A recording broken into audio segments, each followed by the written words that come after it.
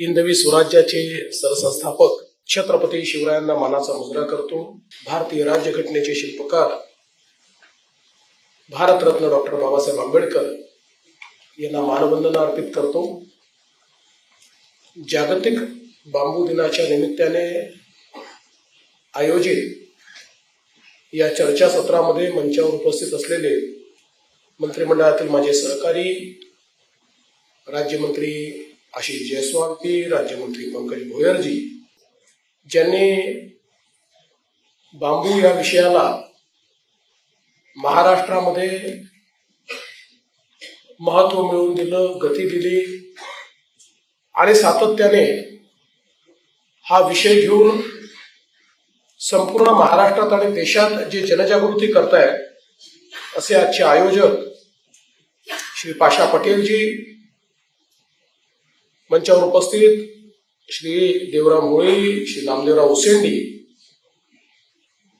या ठिकाणी विशेषत्वाने उपस्थित असलेले डॉक्टर मनोज नरदेव सिंगजी, श्री अनिल ओरसकरजी, श्री दिनेश शर्माजी, श्री खगेन बोराजी, मंचासमोरील सर्व मान्यवर, उपस्थित सर्व शेतकरी बंधू आणि उपस्थित सर्व भगिनी आणि बंधूंनो, मी पाशाभाईंचं अतिशय मनापासून अभिनंदन करेन की त्यांनी गेले काही वर्ष बांबू या विषयाला स्वतःला वाहून घेतलं आणि त्यांच्यामुळेच महाराष्ट्र शासनामध्ये बांबू धोरणाकरता, बांबू करता विविध योजनांकरता एक दिशा मिळाली. पाशाभाईंनी बांबू इतका मनावर घेतला की त्यांचं नाव आता आपल्याला बदलावं लागेल आणि त्यांना आता याच्या पुढे पाशाभाईच्या ऐवजी बांबूभाई पटेल आपण म्हणावं.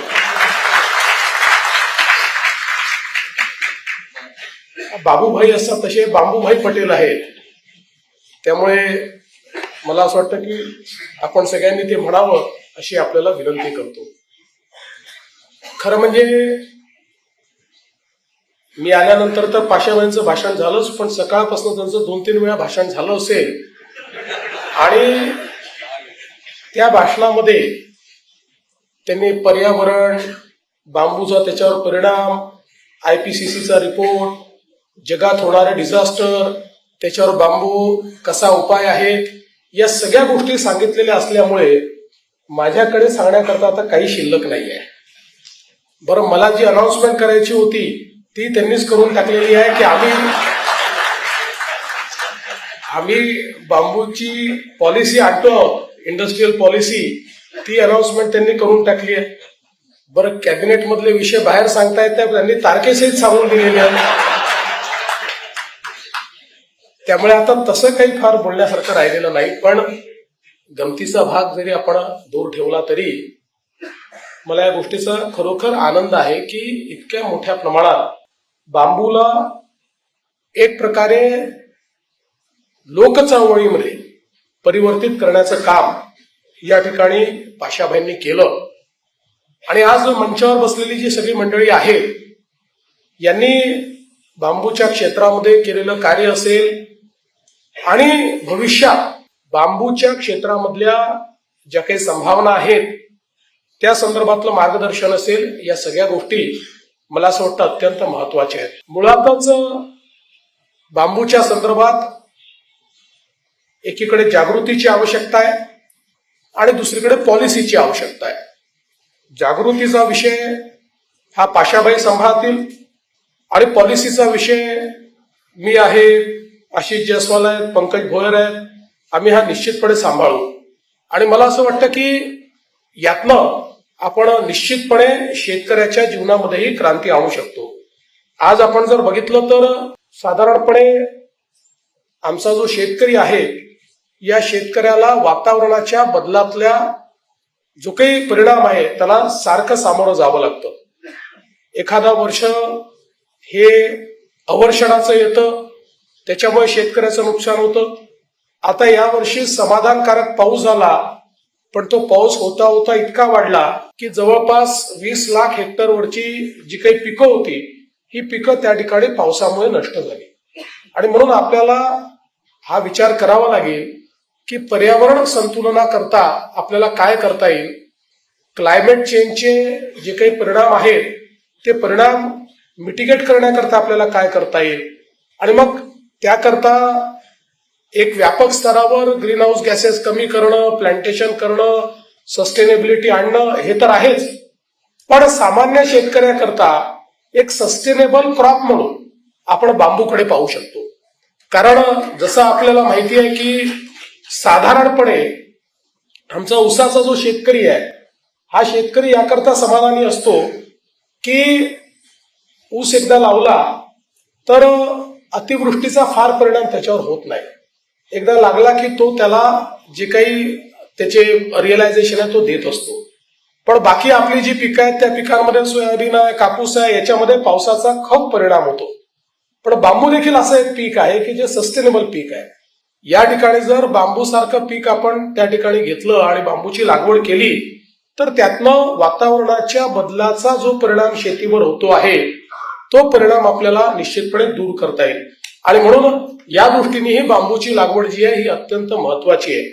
आणि आता खरं म्हणजे आपल्याला कल्पना आहे की महाराष्ट्र सरकारने तर नरेगाच्या माध्यमातून खूप चांगली योजना या ठिकाणी सुरू केली है। मी तर इथे जे काही जो साइंटिस्ट सारे यहाँ पर बैठे हुए हैं, मैं तो उनसे निवेदन करना चाहता हूं कि अब हम लोगों को बांबू की एक ऐसी वेराइटी ढूंढनी चाहिए कि जो 2 साल में आती है। अभी 3 साल लगते हैं, लेकिन अगर हम 2 साल वाली लाएंगे तो किसानों के लिए ज्यादा आसान होगा, क्योंकि उसका रियलाइजेशन थोड़ा फास्ट होगा। तो मुझे ऐसा लगता है कि अब जब आप लोगों ने इतनी वेराइटी ढूंढी है, लंबे बांबू, बड़े बांबू, मजबूत बांबू, इतने प्रकार के बांबू आप लोगों ने ढूंढे हैं, तो अब ऐसा भी बांबू की एक वैरायटी आप लोग ढूंढे कि जो 2 साल में हमारे किसानों को पैसा देना अगर शुरू करे तो मुझे लगता है कि किसान बहुत तेजी से बांबू की ओर परिवर्तित होंगे और बांबू की ओर हमारे किसान जाएंगे। एक इसमें महत्व का यह है कि हम लोग किसानों को बांबू की ओर जाने के लिए एक इकोसिस्टम तैयार करें। जैसे हम बांबू की वैरायटीज उनको दे, सैपलिंग्स उनको दे, नरेगा से पैसा उनको दे, ये तो एक चीज महत्व की है ही। और उसके साथ साथ हम लोग एक मार्केट तैयार करें, ये भी बहुत महत्व का है। आज मार्केट है लेकिन वो बहुत स्कैटर्ड मार्केट है। आज एकात्मिक इस प्रकार का इंटीग्रेटेड मार्केट हमारे किसानों को नहीं है, इसलिए उसको डर लगता है कि मैंने बांबू लगाया तो आगे क्या होगा। और अभी हमारे किसान जो बता रहे थे वो वीडियो को तो मैं इंजेक्शन दे दूंगा, वो प्रॉब्लम नहीं है, वो इसमें का सबसे छोटा प्रॉब्लम है। वीडियो को इंजेक्शन जो देना है वो तो आपको मालूम है मेरा इंजेक्शन कैसा है, इसलिए आपको उसकी चिंता करने की जरूरत नहीं है, तो वो तो मैं दे दूंगा, वो बड़ा प्रॉब्लम नहीं है। लेकिन एक सस्टेनेबल मार्केट ये बांबू को मिले, इस प्रकार का हम लोगों को प्रयास करना होगा। और अभी जो हम पॉलिसी लाएंगे उस पॉलिसी में हम लोग इसका विचार करेंगे। जैसा मैंने कहा कि आज हमारे जो थर्मल पावर प्लांट है, ये थर्मल पावर प्लांट ये बांबू के लिए बहुत ही कैप्टिव फ्यूल के रूप में हम लोग उसका इस्तेमाल कर सकते हैं। और उसके लिए हम लोग मुझे ऐसा लगता है कि एक अच्छा रियलाइजेशन भी किसानों को दे सकते हैं। इसलिए आने वाले दिनों में मुझे ऐसा लगता है कि जहां हमारे पावर प्लांट्स है उन जिलों में हम लोग बांबू स्टेट्स तैयार कर सकते हैं क्या, इसका हम विचार करेंगे, ताकि उन बांबू स्टेट्स में हम लोग एश्योर्ड मार्केट देंगे। और मैं तो इससे आगे जाकर कहने को तैयार हूं कि एक हम बृहद प्लान तैयार करें, तो जैसे नरेगा से हम मदद करते हैं वैसे ही हम लोग हमारी जो ये महानिर्मित कंपनी है उस कंपनी से भी किसानों को मदद करेंगे बांबू लगाने के लिए। उसका जो सारा संगोपन करना है और बाकी चीजें जो करनी है, इसका एक एक्शन प्लान हम तैयार करेंगे और एश्योर्ड उसकी कीमत हम तय करके देंगे, उस कीमत पर हम उसको खरीदेंगे, ताकि किसानों के सामने जो एक प्रश्न होता है कि भाई हम अगर करें भी इसको, घास को उगाए भी, बांबू को उगाए भी, तो इसमें से क्या होगा, तो निश्चित रूप से उसका भी हम लोग विचार आने वाले दिनों में निश्चित रूप से कर सकते हैं। उसकी पॉलिसी भी हम लोग जो हमारा पावर डिपार्टमेंट है उस पावर डिपार्टमेंट के थ्रू उसकी भी एक पॉलिसी जो है हम निश्चित रूप से बनाएंगे। और इसके साथ साथ इस इकोसिस्टम को अगर धीरे धीरे हम डेवलप करेंगे तो मैं आपको आश्वस्त करता हूं कि हमारे सरकार के प्रोक्योरमेंट में हम लोग बांबू से बनी हुई चीजों को एक प्रकार से वरीयता देना, उसको प्रेफरेंस देना, ये भी हम लोग करने के लिए तैयार है, ताकि हम बांबू का ज्यादा से ज्यादा उपयोग, बांबू का ज्यादा से ज्यादा मार्केट तैयार कर पाए। लेकिन आप ये जानते हैं कि ये डिमांड और सप्लाई ये दोनों को मैच करना पड़ेगा। हम लोग मार्केट तैयार करेंगे तो उसका सप्लाई की साइड को भी हम लोगों को देखना पड़ेगा, नहीं तो डिमांड साइड बढ़ा दी और सप्लाई साइड नहीं रही तब भी फिर धीरे धीरे इस प्रकार का मिशन जो है वो फेल होता है।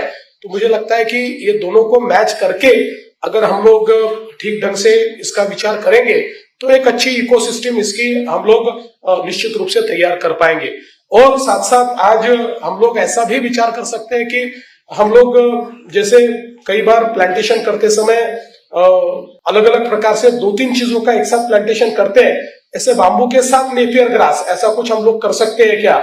इसका भी अगर हम लोग विचार करें तो आज हम लोग सीबीजी में जो जा रहे हैं उस सीबीजी में नेपियर ग्रास की आवश्यकता भी है और बाम्बू अगर साथ में आ जाए तो मुझे लगता है कि उससे एक नई इकोसिस्टम हम लोग तैयार कर पाएंगे। और आज जो हम लोग सस्टेनेबिलिटी की बात करते हैं तो उसमें अल्टीमेटली जो हमारी पावर रिक्वायरमेंट है, जो हमारी फ्यूल रिक्वायरमेंट है, यही रिक्वायरमेंट सबसे बड़ी है कि जो आज सबसे ज्यादा पोल्यूशन भी करती है और जो अगर हम लोग उसका एक रिप्लेसमेंट करें तो भारत जैसे देश को हमारा जो विदेशी पैसा है, मुद्रा है, उसको भी हम लोग इसके माध्यम से बचा सकते हैं। मुझे अभी मैं बैठा था तो पूरे देश भर की जानकारी हमारे पाशा पटेल जी दे रहे थे कि देश में कितनी वेस्ट लैंड है, उस पर कितना प्लांटेशन हो सकता है, उसमें से कितना फ्यूल तैयार हो सकता है। पाशा जी देश का तो मुझे मालूम नहीं, मोदी जी वो पक्का देख रहे हैं, मोदी जी ने ही बाम्बू का मिशन शुरू किया है तो देश में तो चलेगा, लेकिन महाराष्ट्र में हम लोग जरूर वेस्टलैंड को मैप करके और उसको हम बाम्बू प्लांटेशन में कैसे लाए। और हमारे आशीष जी यहाँ पर है, हमारे नागपुर जिले में आशीष जी ने और बावनकुड़े जी ने वेस्टलैंड का मैपिंग शुरू किया है बाम्बू प्लांटेशन के लिए। तो हम लोग पूरा गवर्नमेंट का जो वेस्टलैंड है, जो गवर्नमेंट में निहित है, प्राइवेट तो छोड़ दीजिए, जो गवर्नमेंट में निहित है ऐसी जितनी वेस्टलैंड है उसका मैपिंग हम लोग कर रहे हैं। उसको मैपिंग करके और उस पर हम लोग किस प्रकार से बाम्बू लगाए, इस प्रकार का प्रयास भी हम लोग निश्चित रूप से करेंगे। मैं आज के इस मौके पर आपको इतना ही कहना चाहता हूं कि ये एक बहुत महत्वपूर्ण विषय आपने हाथ में लिया है। और सबसे महत्व की बात यह है कि जब से हमारे प्रधानमंत्री जी ने बाम्बू को ग्रास का दर्जा देकर और बाम्बू को एक प्रकार से इंस्पेक्टर राज से मुक्त किया है, तब से बाम्बू के लिए असीमित संभावनाएं खड़ी हुई है। इन असीमित संभावनाओं को हम लोग लाइवलीहुड में कैसे बदले, इसका प्रयास हमको करना होगा। अब मैं पूछ रहा था पाशा जी को, मैंने कहा कि हमने तय किया है कि चूंकि हमारा गढ़चिरौली ये अब नेक्स्ट स्टील कैपिटल के रूप में विकसित हो रहा है और नेक्स्ट स्टील कैपिटल करते समय हम लोगों को सस्टेनेबिलिटी का भी ध्यान रखना है, तो हम लोगों ने तय किया कि गढ़चिरौली में हम 5 करोड़ पेड़ लगाने वाले हैं। तो मैंने कहा उसके साथ साथ आप कितना बाम्बू प्लांटेशन करोगे, ये मैंने पाशा जी को पूछा। उन्होंने कहा पूरा हमको ही दे दीजिए, हम बाम्बू प्लांटेशन ही करेंगे। हम ऐसा नहीं करेंगे, आपको भी बाम्बू प्लांटेशन का तो हम आपको देंगे, लेकिन वहां की बायोडाइवर्सिटी जो है उस बायोडाइवर्सिटी के हिसाब से हमको 5 करोड़ का प्लांटेशन करना है। तो उस प्लांटेशन में बाम्बू ये भी एक मैं ऐसा मानता हूं कि एक महत्वपूर्ण इस प्रकार का विषय रहेगा कि जो वहां पर आने वाले स्टील प्लांट्स के लिए एक प्रकार से फ्यूल का भी काम करेगा।